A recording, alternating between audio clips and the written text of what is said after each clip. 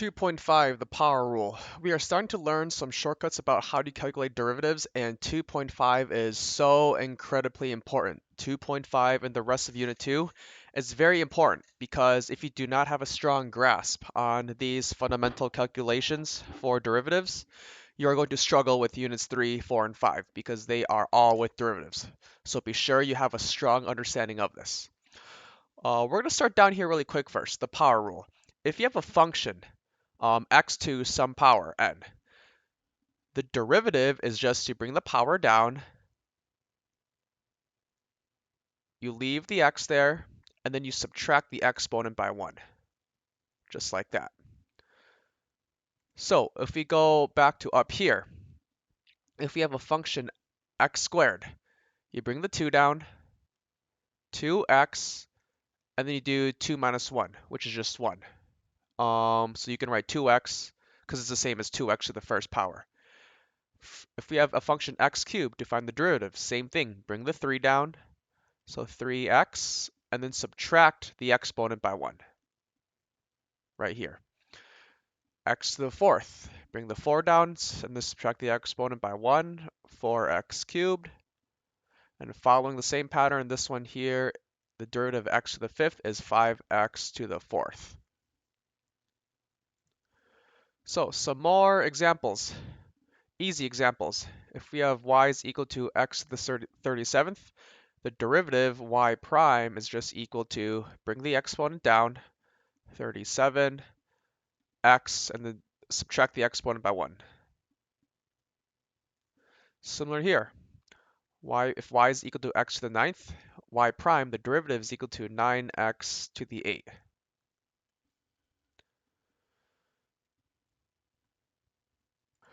Alright, these examples here are a little bit more complicated because it requires an additional step. You have to know if you have like a 1 over x, right? A 1 over x. I'm going to just write the first power here. Because it's a 1 over, you can also rewrite this as x to the negative first, if you remember your exponent rules from Algebra 2. So we can rewrite this as y is equal to x to the negative 1, because that's the same as 1 over x. And then now you can apply the power rule. Let's just play with the notation. Let's say dy dx this time. We could have said y prime, but I'm just using dy dx this time. So now we can bring the negative 1 in front, x, and then subtract the exponent by 1. Negative 1 minus 1 is negative 2. And then if we rewrite this into a fraction form, negative 1 on top over x squared. Because again, x to the negative 2 is 1 over x squared, and we leave the negative 1 up there. So here, we have to rewrite the 1 over x to the fourth as one term, no fraction. So y is equal to x to the negative fourth. If we differentiate that, we get y prime is equal to, bring the exponent down, x, and then subtract the exponent by 1, like that. And then when you rewrite it, it's just y prime is equal to negative 4 over x to the fifth. If you have questions, please ask your teacher. These are very fundamental things you need to know how to do. So here we have a square root. Anytime you have a radical, let me just show you here. If you have, so whatever root, let's just say this is a and this is b. You can rewrite this as x to the b over a. All right, so whatever this a is, it's on the bottom of the exponent for the fraction, and the b is on top. So when you have a square root, there's two invisible things you don't actually write. The square root represents the 2, and it's technically x to the first power. So you can rewrite this as y is equal to x to the 1/2. Similar to this identity right here. All right. Now you can differentiate it. Y prime is equal to, bring the exponent down, subtract the exponent by 1. 1/2 minus 1 is negative 1/2.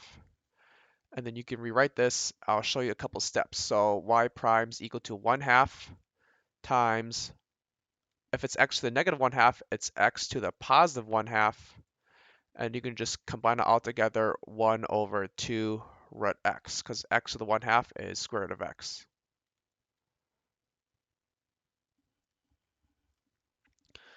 So this one here, similar as this, you have to have this down, this memorized here. Y is equal to x to the 3 over 7 power. So y prime is then equal to, bring the 3/7 down and then subtract it by 1. 3/7 minus 1, I'm going to show you here in case you forgot. You can rewrite the 1 as 7 over 7, so it's like terms. Then it's 3 minus 7, negative 4, and the 7 on the bottom. So x to the negative 4 over 7ths. And then to simplify it, y prime is equal to 3/7 times 1 over x to the positive 4/7. I'm just showing every step here. So that's a 1 over x to the 4/7, and then y prime's equal to, I'll put the 3 on top, over 7 times x to the 7th root, so a small 7 right here, to the 4th power. And that is your answer right there.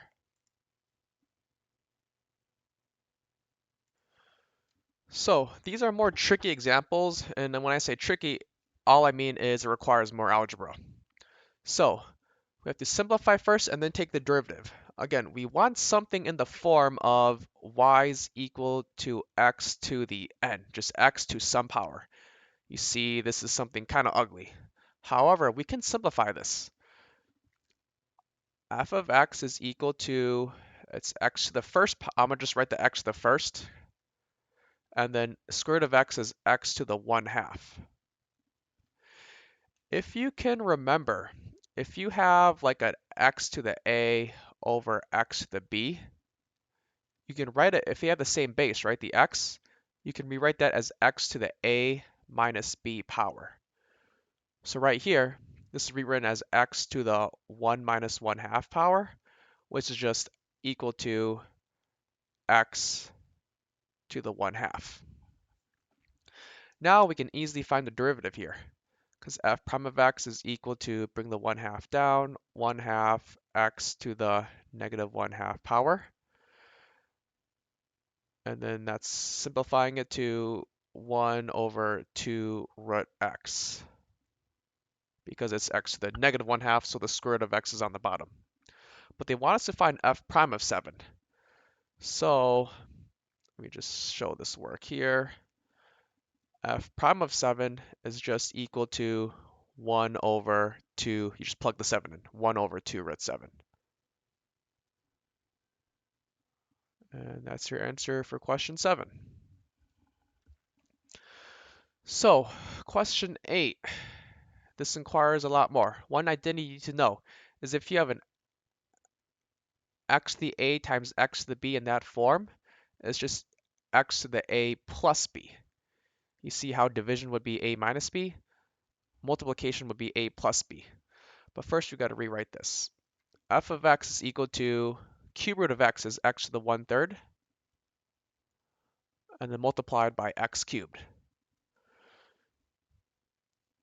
And then again, because these are the x as the bases, we can rewrite it as x to the 1/3 plus 3 power, and that's just equal to x to the 10/3. If you missed that there, I'm going to show it right here. 1/3